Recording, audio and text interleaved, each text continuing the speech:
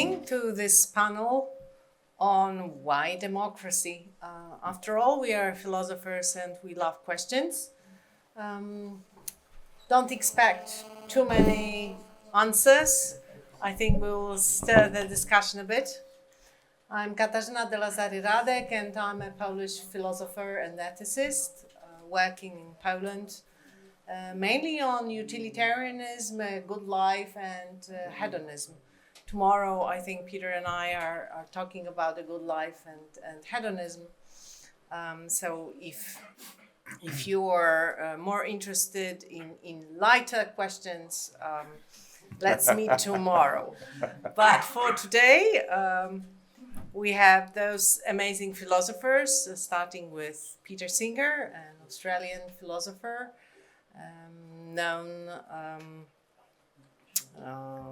on his work on animal rights, ethics, bioethics, utilitarianism, and not very easy answers. Then we have Markus Gabriel from the University of Bonn, professor of philosophy of mind and philosophy of science. He's a leading figure in contemporary German philosophy. Very happy to have you here. Elisa Aaltola, coming from Finland, from the University of Turku, working on animal rights, moral psychology, and environmental philosophy. Flying seldomly. I've learned, yes. So she has made an exception for us.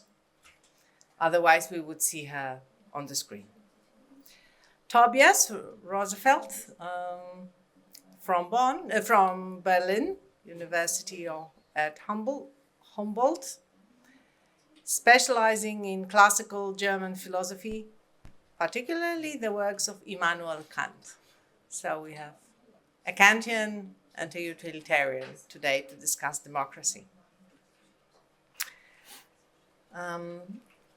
I will ask each of you a question and you can discuss it, and then we'll see how much time we are left with. I hope for some philosophical discussion after that. I will start with Tobias and a very basic question on why democracy at all? Why we should treat democracy as a value? And I don't know how about you, but I get this sentence quite often that democracy is far from being a perfect political system. But then, of course, the question is, do we have anything better? Yeah, thank you so much for the question and for the opportunity to answer it. As you said, I'm not a political philosopher, I'm a Kantian, so I'll answer it from a Kantian perspective. And as a good philosopher, I'll obviously first question your question. Yeah. So the question is about the value of democracy, and from a Kantian standpoint, first we wouldn't start with value. So it's not that we think that democracy is good for something else, some independent value which we could fix independently, but we start with a fundamental right. And that's, I mean, in Kant's political philosophy, there's one and only one fundamental human right, and that is the right for freedom, which is somehow defined as non-domination. So you're independent of the domination by others. And Kant adds an important qualification, namely freedom according to a law that makes your own freedom compatible with the freedom of all. So that's somehow the most fundamental right we have. I mean, we can now dig deeply into meta ethics and see why Kant thought this is a right. But I think that's, I mean, you can see why that is something that people would agree on these days, or maybe we can agree on it in this room, that there is this fundamental human right which needs some kind of political expression. And now the second qualification I want to add to your question is it really democracy? And Now, one interesting thing about Kant is that he is, to some extent, really skeptical about democracy. And what he does think is that the republic is the expression of freedom. And maybe in his later work, he would also qualify it as a democratic republic, so where the people have really the right to contribute to political decisions. But it's, I think, important to see that it is not democracy as such, which is a good way to realize that fundamental right. Why? Well, democracy is a theory or a way of distributing power. You give power to the people, and maybe by majority vote, they can exercise that power. Does that alone realize the fundamental right to freedom for everybody? No. Because you can, I think the idea behind the skepticism about democracy is that this power can be used also against freedom. And we see that these days, I think, in the United States, for example, where you say, well, in the name of democracy or the will of the people, you can restrict fundamental rights of immigrants, etc. So if it's just the idea that the majority rules and the majority says what to do, that's somehow not the right way. What we need to add to that idea in the Kantian system is the idea of the republic. And I think that's just the idea that we need this differentiation between the three fundamental powers and a state where somehow the legislative power is distinct from the government, and then you have a judicial power which saves both the legislative and the government from despotism, and which can protect you against the state. And I think it is somehow that structure which is valuable, because somehow it is the way to realize or express that one fundamental right. Mm-hmm. Would that mean that a democratic system needs certain objective features to be called a democracy? Like, yes, I would say so. So I think the legitimacy of that political system doesn't come from a democratic voting principle. So it's our constitution, for example, realizes all these structures, and I think it really does a good job in realizing that, protecting that one fundamental right. But it isn't legitimate because we have voted on it. In fact, we haven't voted on it. It is because somehow it is, I think, a more or less objective matter of fact that this is a good structure to save everyone's autonomy and freedom. But its legitimacy doesn't come from the fact that we voted on it and we couldn't, so we shouldn't vote on it. So there are certain paragraphs in the German constitution, for example, which could never be voted against. So the fundamental human dignity or the democratic constitution of the state or the republican constitution of the state is not something we can choose in a democratic process, and we shouldn't choose. So I think that's just important to have in mind when we speak about the value of democracy and the governing through the people. That can be a dangerous thought for society, or it can be used in a dangerous way. In what way? Just, I mean, to pick up an example of the last days, I think that some of these strange guys, I think it was Elon Musk, proposed that we should vote on judges. So 5% of the judges should be voted on every year. So if they do decisions that are not in conformity with the government, the will of the people, then we should vote and kick them out. But that really undermines the separation of powers, and it really undermines the institution that is there to protect individuals' right against the government. So here, that could be done in the name of democracy. So probably Elon Musk says, well, that's undemocratic. These judges are undemocratic. And that means you can use the idea of democracy and the winner of an election being in charge in order to undermine structures that are there to save fundamental human rights. Mm-hmm. All right. So that seems that we sometimes may choose irrationally. Our choices about politics, policies of countries may not lead either to the best effects or results, or they may not support rights that we would normally support. And that's the question about human nature. So I think it's quite a cliche to say that we often are irrational and we choose irrationally. And now, what democracy could do about it? Should we, as supporters of democracy, choose, for example, certain ways of acting towards democracy that are quite undemocratic? So you're asking me? Yes. So, yes, so one of my specialities is moral psychology, and I have done a lot of research on moral emotions, and I follow that side of academic research quite vigorously. And I first here want to go back to Plato, who warned us that democracy has problems because people largely are irrational. And they can easily be persuaded and manipulated by demagogues who give them false appearances. That's the term that Plato used, false appearances. So they can dress something wholly irrational as rational to people and persuade them through manipulative rhetoric to vote in a way that is even against their own interest. And in essence, Plato thought that people are quite silly. We can perhaps look at a certain country right now and wonder about the election results and see that Plato perhaps was right. People make silly choices. And the same was then argued by Freud, who warned us of the fact that there's the role of the unconsciousness, which is often far more powerful than reason.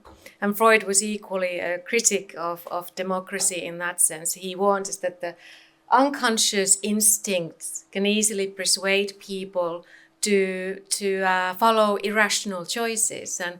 And again, the danger is that you find a very manipulative, charismatic leader who brings people to decision making, which then again goes against their own interests and is deeply irrational. And Freud warned us about the majority rule. And equally did Plato. I mean, Plato saw Socrates being killed because of democratic decision-making. His mentor had to make the choice of drinking poison because he was thought to be harmful to Athens, the state of Athens. And equally, Freud thought that we need something to make sure that we don't end up in these sorts of instances where wise individuals such as Socrates is killed because of the fact that the majority rule is irrational. And Freud wrote famously that a democratic society or a society must be able to limit and keep in check the unconscious instinctual side of humanity. And contemporary research, empirical research, gives a lot of support for this claim.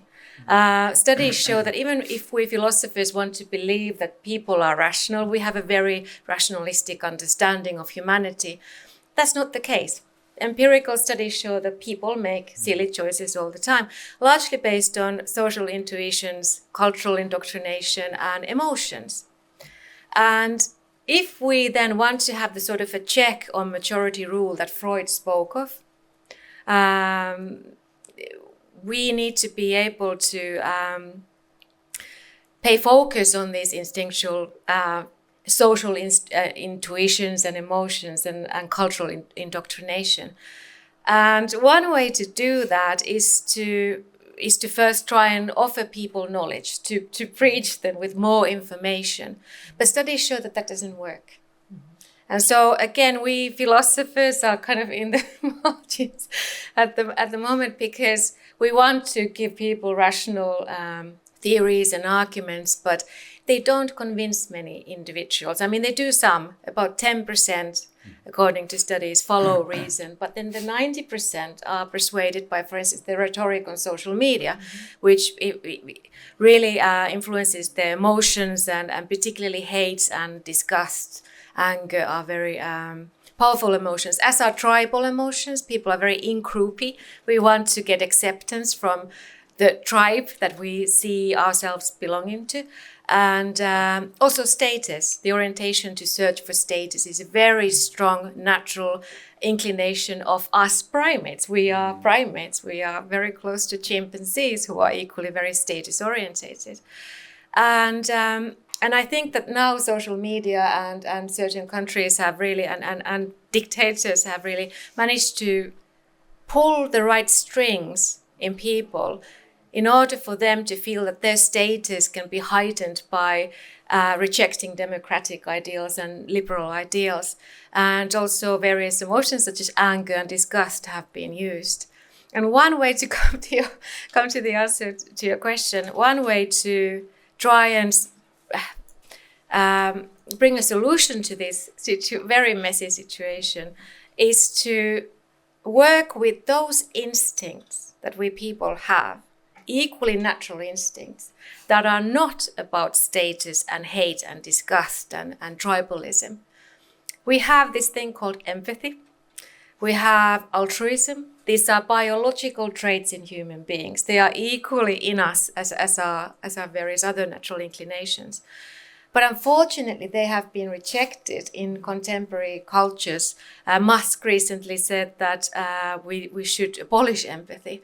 Unfortunately, there has been this continuation in kind of an anti-empathy movement, starting from the studies that showed that liberal people tend to be more empathetic, conservative people tend to be more inclined to feel anger and disgust.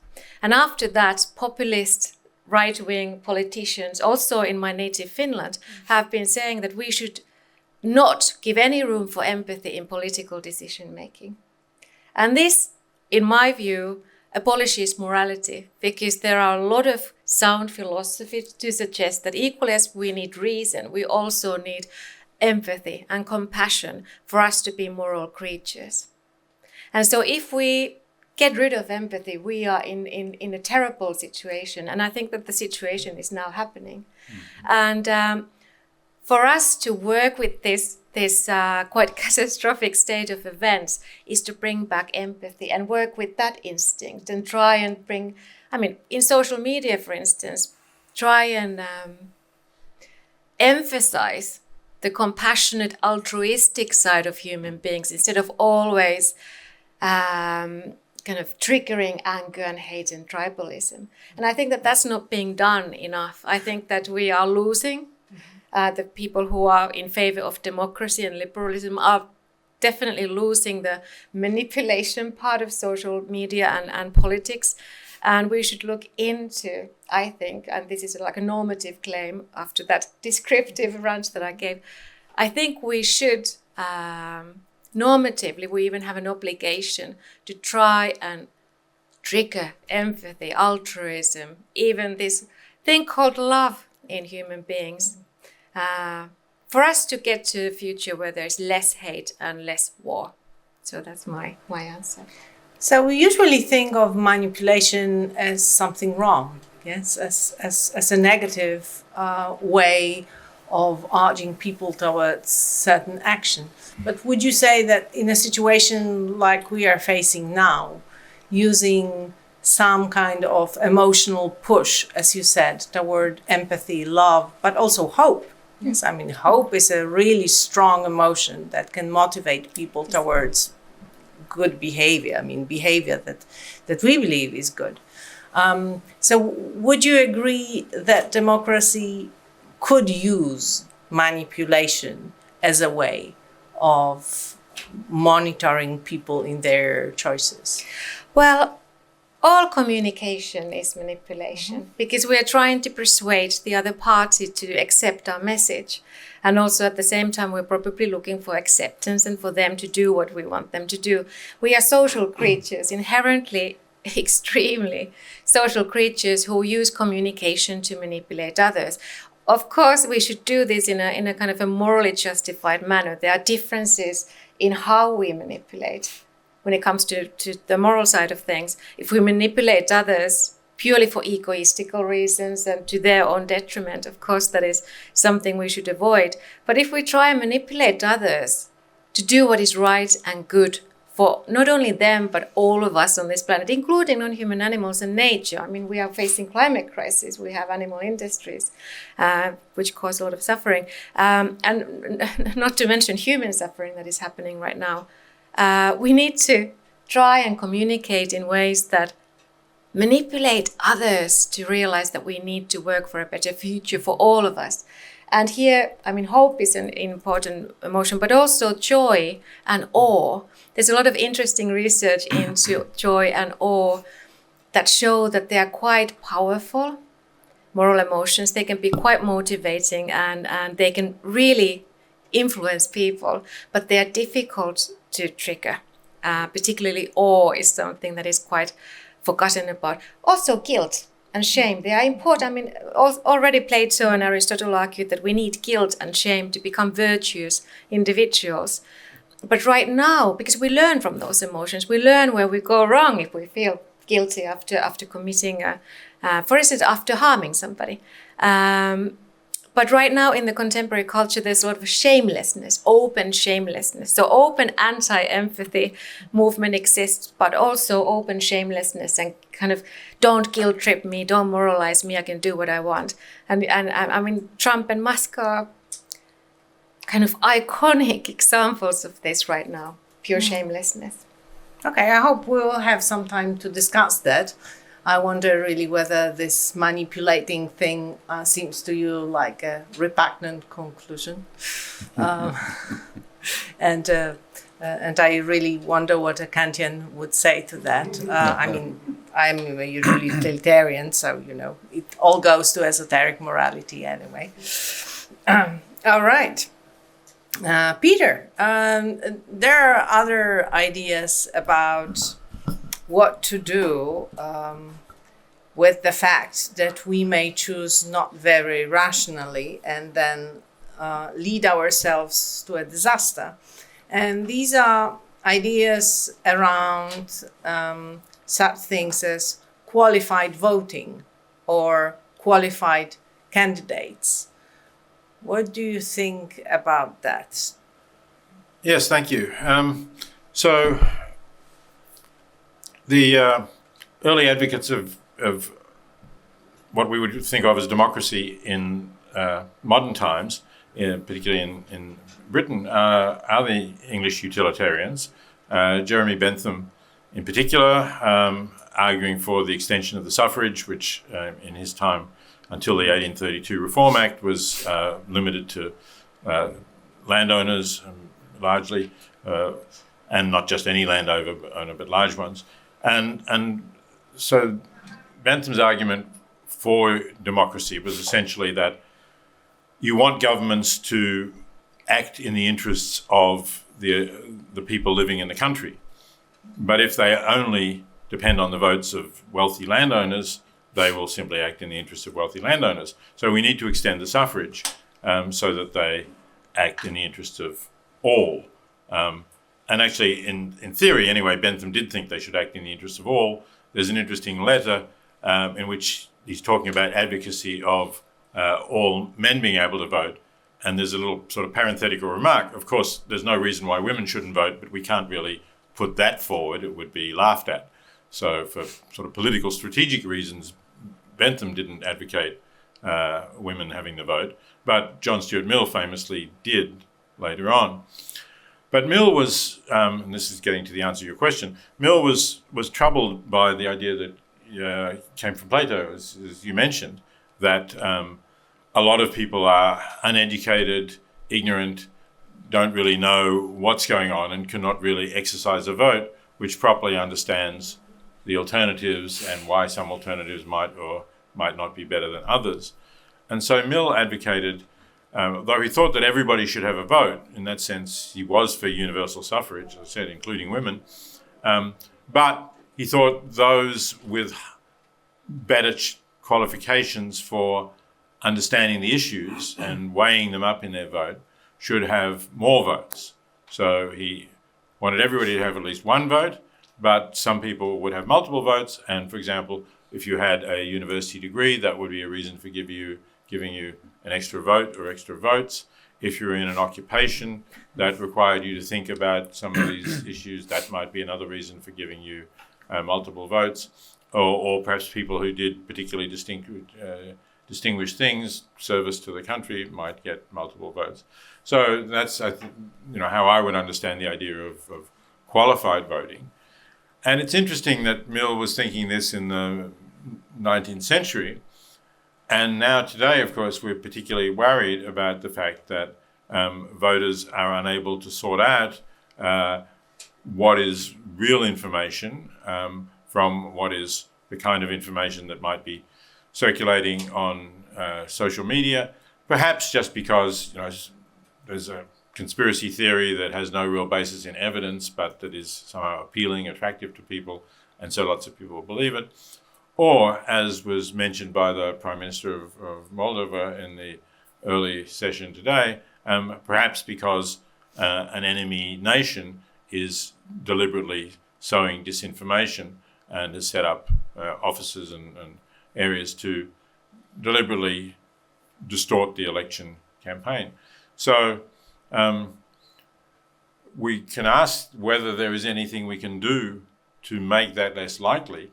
And I suppose if Mill were here today, he might have said, well, the studies show that educated voters are a little better, not far from perfect, but a little better in sorting these things out and in being more informed about the way things work, even about basic facts. There's lots of surveys taken of American voters, for example. There was one survey which asked people whether the statement "from each according to their ability to each according to their needs" was in the American Constitution, and a third of American voters thought it was. As you probably know, actually, that was a socialist statement that is most famously connected with Karl Marx, although actually it goes back to some earlier French socialists. So, that's one. And then people didn't know whether their state elected one or two senators, although all states in the United States elect two senators. So there was a fair amount of basic ignorance. And I think Mill's idea was, if you had more, if you gave more votes to educated people, you would get less of that kind of thing. And maybe you would also be able to sort out the disinformation campaigns from the reality. You would be more likely to look at the fact checkers who check, say in the presidential debate, check whether Trump or Harris was making more false statements and take note of the fact that clearly it was Trump who was making more false statements. So, I mean, I can see that there's an argument for that. I don't think it's actually very practical in any democracy today to get people to agree to having multiple votes for more educated people, and then you would have to have criteria for what counts as being more educated. So it's not exactly a practical suggestion, but I think it's a fair criticism of the way democracy works, that we do have a large proportion of the electorate that is unable to really sort out truth from falsehood. And I'm an objectivist about things that are true and false. I don't think that that's just relative. So I think we need to think about whether there are better ways of doing that, whether we can educate everybody to make those distinctions, although so far that doesn't seem to have been very successful, or whether there's some other options. But wouldn't it mean that we should put, for example, more resources into education rather than to limit those who vote, rather to ensure that more and more people understand, for example, the world that surrounds them? I think that would be an excellent thing to do. How you get politicians to do it is another question. And again, say particularly in the United States, where education spending is really controlled by states rather than by the federal government. And in fact, as you may know, Trump is proposing to completely wind up the federal Department of Education, so it won't even exist. Yeah. And states will have more say on education. And it's particularly some of the conservative states in the South who actually spend very little on education and where teachers are extremely poorly paid. So I suppose I'm agreeing with you, but I'm saying thinking. again, there's political obstacles in some countries as to how you're going to achieve that. Yes, but that also shows something about the political choices of Trump, for example, as you said. Yes, I mean, to limit education, to cut costs on universities and so on. Yeah. All right. We are at the conference that has AI in the title. Maybe that's one of the most important questions to ask now at Markus. What to do in the area of AI? How to keep democracy living in the situation in which so perfectly a certain system can influence our choices?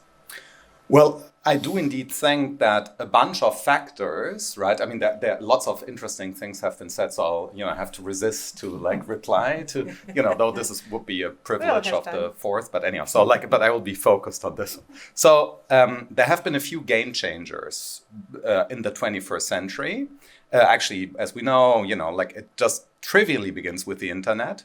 But what happened, here's a phenomenon which I call, and a recent peak was the pandemic, but there are other moments, which I call the grand synchronization. The grand synchronization means that, take the pandemic. For the first time in the history of the planet, almost all people, with the exception of a few people who are not connected to the internet, etc., but almost all living people, and we're talking in absolute numbers, of course, about the highest density of population on the planet, did almost the same thing at almost the same time. So this has never happened. This is a massive game-changing thing. I think we're living in an entirely different society post-pandemic. And not merely because of the pandemic, right? We know pandemics are, drivers of social change. The history of pandemics is well studied. People went back to this for this pandemic. So it's not just the pandemic, but in particular, the pandemic, meeting all these new conditions. And specifically, I think, now add AI to the mix, and then most recently the LLM revolution and other revolutions that are now coming, what you get is that exactly all dimensions of being human, from the highest rationality, which is interested in truth and falsity and good and bad and evil, right? So the highest level to subliminal impulse, right? On a micro level, the entire range of being human is now, right, the target system of industry modeling. So AI research models, behavior in such a way that, it's one definition of AI, that a product of AI industry counts as intelligent if it performs behavior that would count as intelligent if performed by an animal. That's just, handbook definition of AI following Turing. And so there we have models, right? Now, the problem is that these are not scientific models designed to figure out how humans work, and then, we can do something with these models. These models are in the hands of people who design them in order to change our behavior, right? That's the basic surveillance capitalism idea of Zuboff. These systems are designed to change our behavior, not to merely study us. So we're in a situation where, say, Google is by far the best sociologist we ever saw, right? All libraries of sociology are ridiculous compared to Google, but they don't write like a sociology book, right? They have the best sociology ever of the most connected humanity ever in order to change our behavior in light of their economic interests. That's the situation that we're in. And I don't think that, the theorems that were developed to justify democracy, right, they run into a new type of difficulty we haven't seen. So we know from, economics in particular, which studies, the rationality or not of large-scale social networks, human or, digital, that, these systems go awry under certain conditions. There's famously Arrow's theorem. I'm thinking a lot about this, a democracy theorem, which can demonstrate that, basically the wisdom of the crowd theorem fails if people talk too much to each other, right? That's the shortest summary. And that's kind of paradoxical. You would think that you have the wisdom of the crowd, and then now people are talking to each other on the internet, and this should have been the warning signal. The warning signal should have been the Arab Spring, in my view. I rang the alarm bells back then, because this showed us that Facebook failed, right? And then ever since we still went on and thought, like they'll be fine. It's, they'll somehow emancipate people. And I think so there we have like interestingly some older theorems that show us what happens. And I remember when the big LLM revolution happened and everybody was like AGI and so forth, which is an important topic. But I talked to many people who said, now we have a political problem. And I think what we see is also that, right? So these large scale, information system that know our behavior, nudge us, manipulate us, make us do and buy things. And we all do this, right? I mean, just ask yourself how often you followed the path of Google just in the last 2 days, right? Google gets you places. Basically, you walk through cities, and Google manages your life. Right? It's very unconscious, right? You still feel like, well, I really wanted to go there. Well, you did. But now you're searching for, say, either a döner in Berlin or vegetarian or currywurst or wherever you want to eat here. And Google gets you to the place. It's not you. It's not serendipity, etc. So to sum this up, I think this mix of, a democracy that has no way of withstanding, right, these paradoxes that are now written in the high connectivity, plus the fact that this is in the hand of a few people is such that I do not believe that any of the systems that we have developed in the 18th century, and we're talking here about the 18th century, liberal democracy is a wonderful, including Montesquieu, who developed the division of powers, but that's 18th century stuff.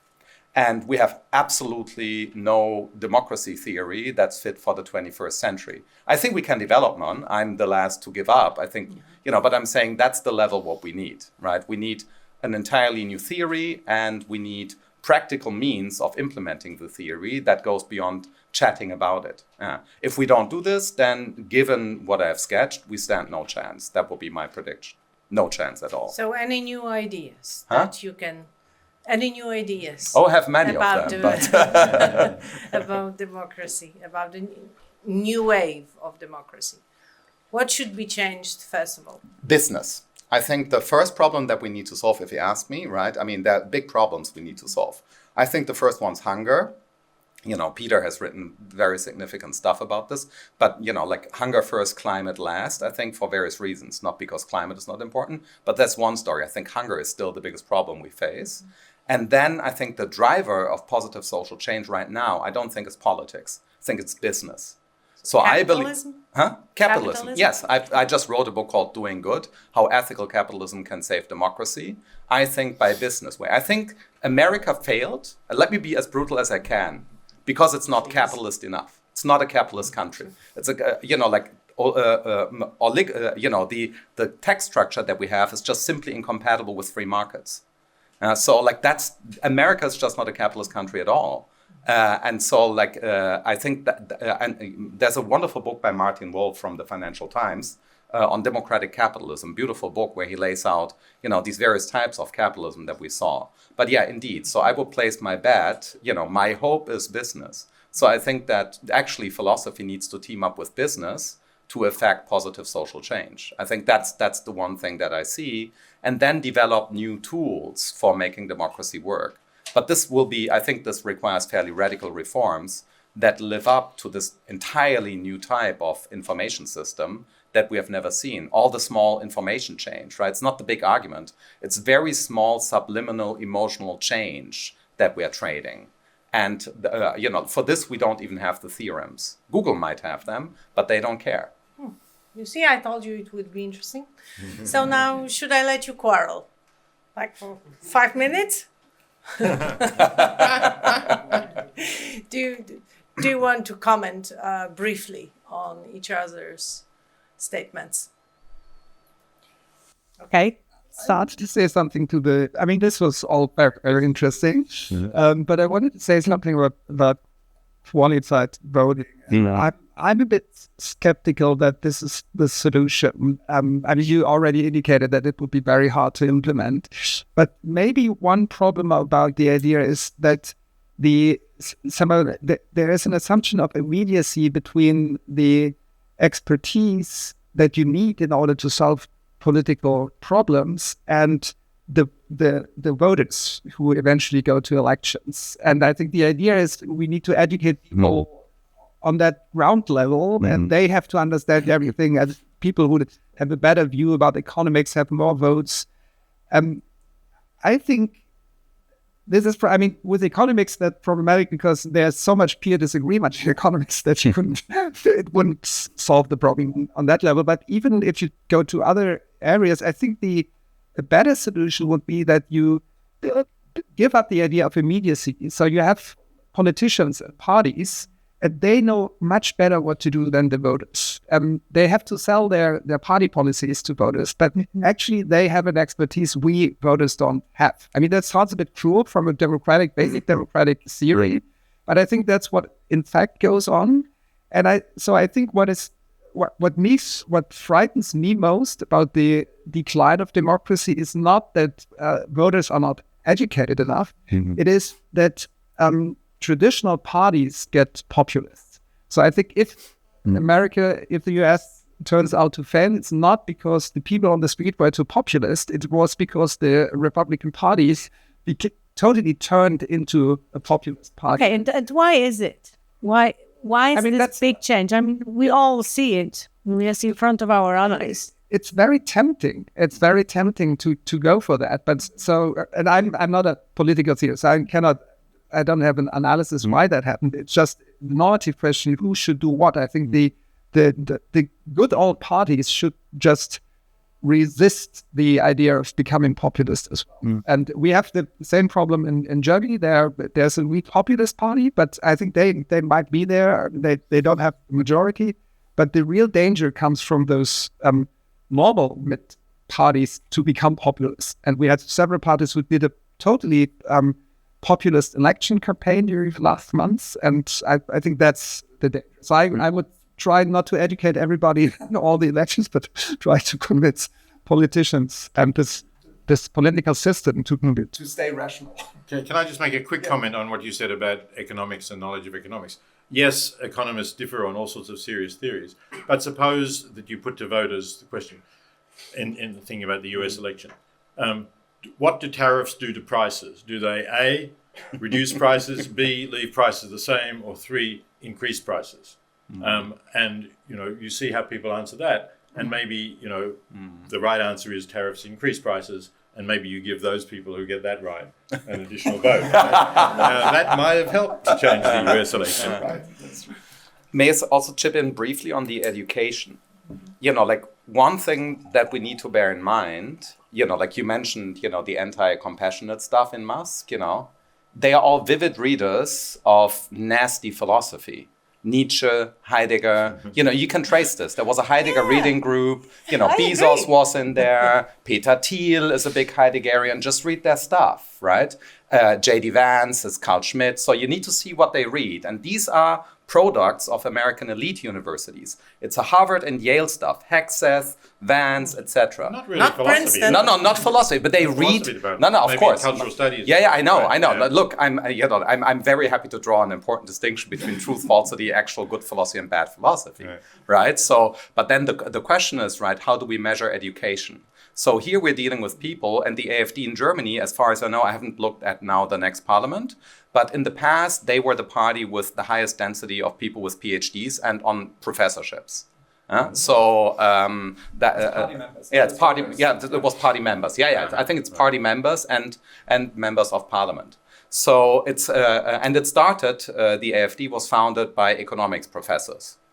Who should know these kinds of things, right? There were Eurocritics. So this is how all of this started in the German version. There are different versions, right? And Boris Johnson could quote at least correctly the first 10 lines of the Iliads. I don't think he can make it to verse 13, but I've heard him quote the first 10 ones, and they were kind of correct. So, I'm only mentioning this because, education by itself doesn't do it. So, but Peter added, I think, an extra twist, of course, right? I mean, there are some basic questions which are indeed, for which you don't need like an economics degree.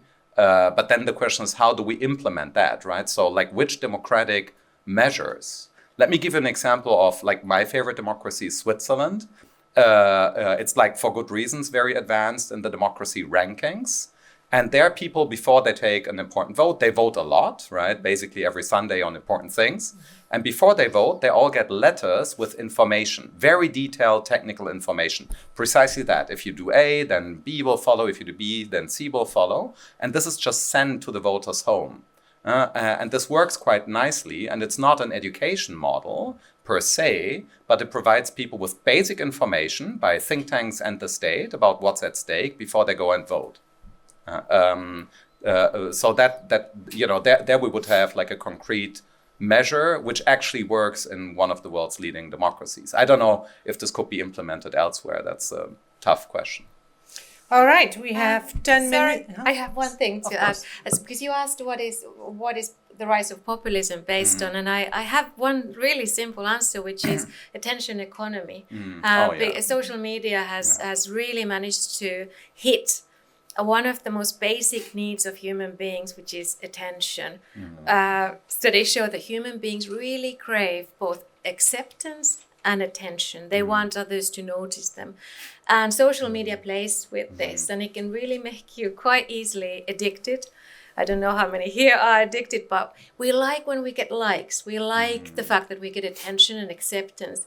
And that leads to populism, because then you start to say what you think that people want to hear. And you start to say it in a very simplistic manner that forgets about the facts. First, you perhaps slightly avoid the facts, then you actually start to tell lies deliberately just to get those like buttons. And I'm here like, this is a metaphor, the like buttons. But that's how it works. That's how I think it works. And it's interesting that Musk went strange after becoming addicted to Twitter and X.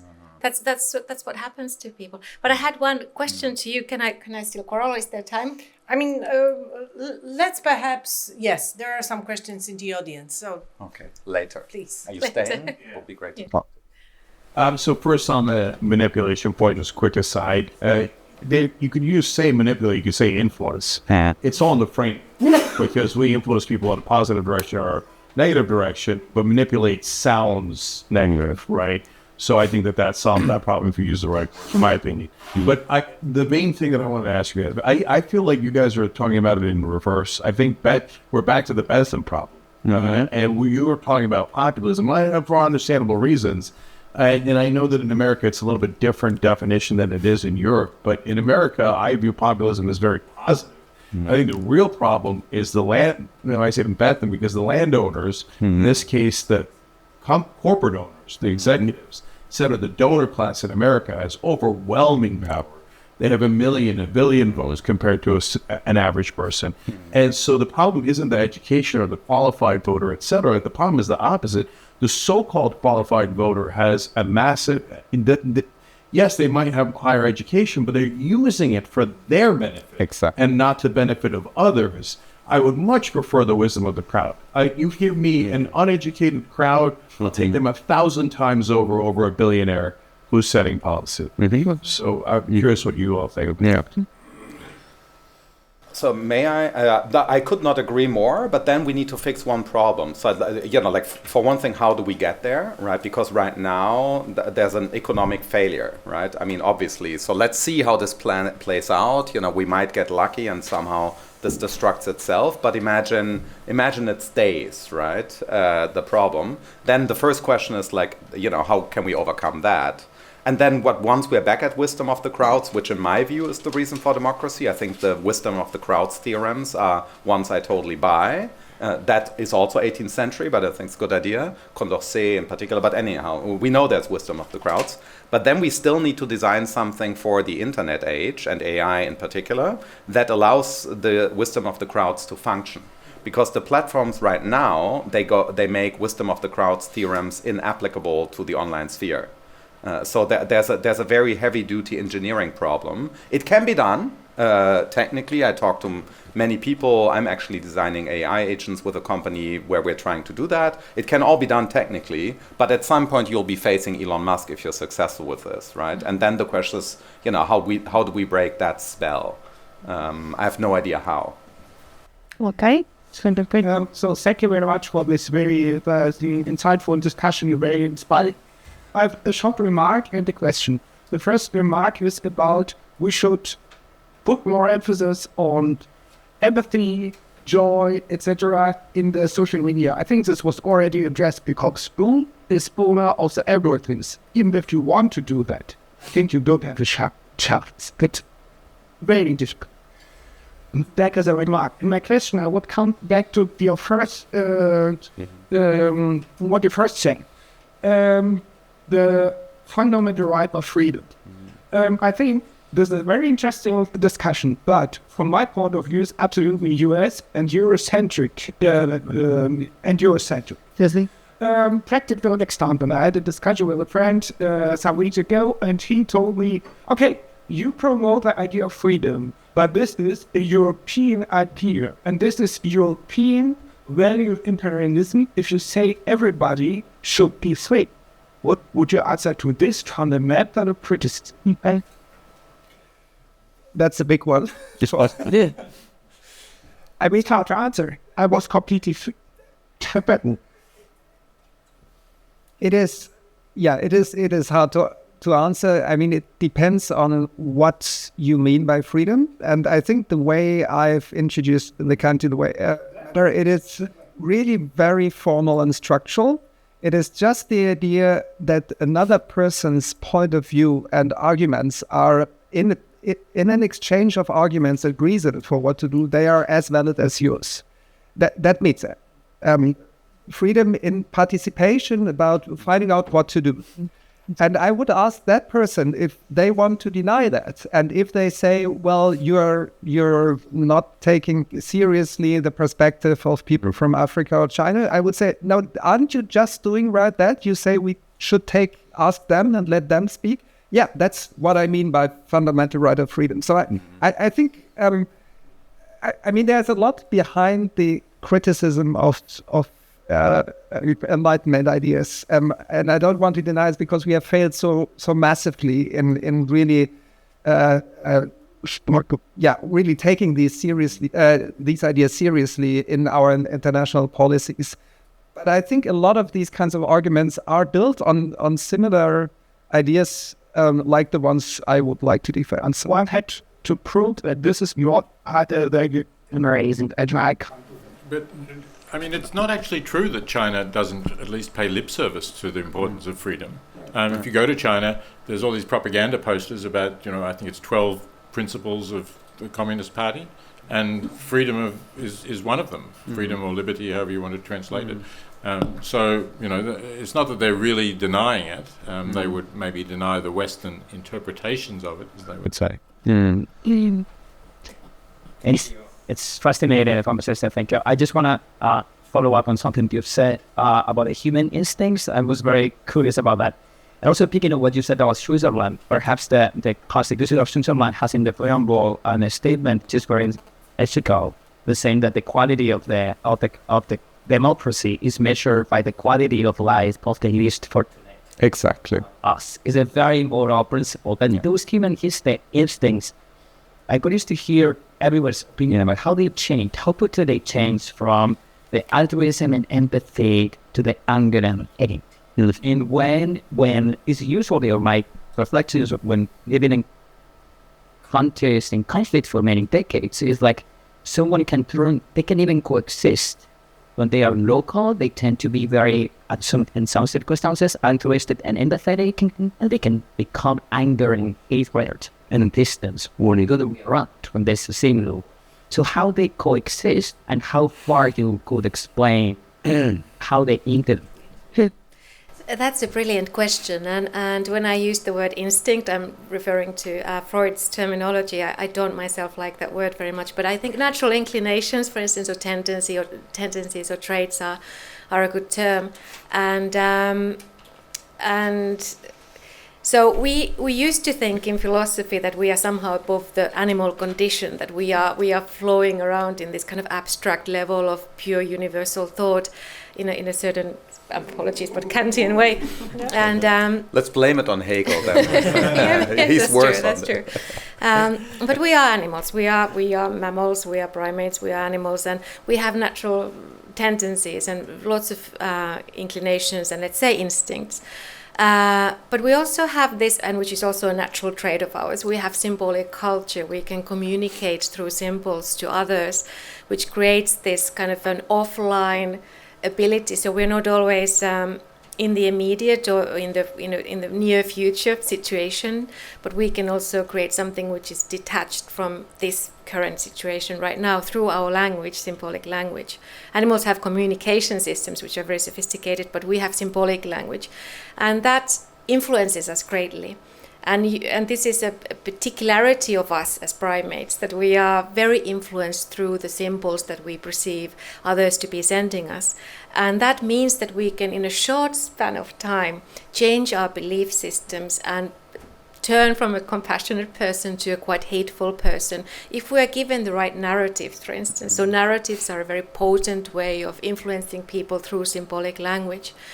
And so culture is one of the answers to that. Animals have cultures, but we have symbolic cultures which are very effective for us as Homo sapiens. And we have this particular position where we can, on a meta level, consciously seek to alter our evolution. We're still undergoing our evolution as a species. And we could try and train our cultures to be such that they make us biologically more likely to be compassionate and filled with kind of platonic love towards all creatures and have awe and joy and those sorts of emotions instead of tribal anger and hate and disgust. And I think that we should use our symbolic languages for this purpose, including social media in its kind of a primitive nature.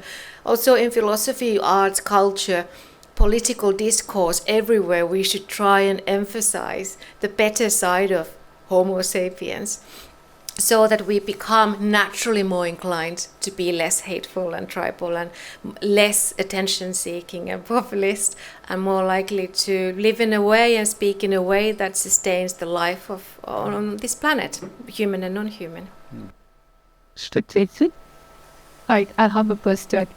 When you were talking about democracy and the people, I thought that sometimes in this kind of discussion the responsibility is led to the people itself, more than, for example, who is taking part in democracy itself, like the institution. So my question is all, for example, populism is beautiful, populism operating right now, is all our responsibility, like we need to be more engaged as a civil society, or it's also a big part in the institutions? Because also I feel like the institutions is also people, they are not a gross and mass growth. Way of thinking of Cool. They just governate us. So just this is Iris. I'm totally on your side there. So I think the importance of institutions for democracy cannot be overestimated, and somehow the idea, this new kind of chainsaw libertarianism, where you say, well, every kind of restriction, every kind of social structure that limits your freedom because it does something, like a ministry or institution which is run by the government, is bad because it restricts individual human freedom. That idea really is disastrous, because I really think that those institutions are so essential to guarantee that democracy is running, that people's rights are affected. So my little skepticism about putting everything on education was meant exactly in this direction. I think it is very important to bring in these institutions, and they are powerful. I mean, they are much more important players than me on social media posting about how bad Elon Musk is or going on the street on a demonstration. I think these institutions really have power and need to be defended. So I think it's a very important point. Maybe one word, because Peter mentioned, like obvious economic facts. The Nobel Prize in economics was given last year for the demonstration that if you destroy institutions, you can forget your economy for centuries. That won a Nobel Prize last year. So A, institutions, B, no institutions, we do know. But of course, we also know that Elon Musk thinks that academics are just stupid. So he'll do better with 20-year-old geniuses in his company, I'm sure. All right, it seems we're getting Katarzyna, the right you were time. so kind to be the moderator, but I would like I know. to get to know your view on. Yeah, the last you word. Have the last words and the last word. final so solution. So my last word would be that I believe that troubles that we have with democracy come from a wrong economical system. And by that I mean the terrible injustice of putting wealth into hands of so few and disappearance of the middle class, yes, which is the center of democratic system, choice, education, academia, and so on and so forth. So as long as we allow people to get that rich, not to pay taxes, to people still die of hunger and diseases that we can easily cure, we will be going down and down. So first the matter and then the idea.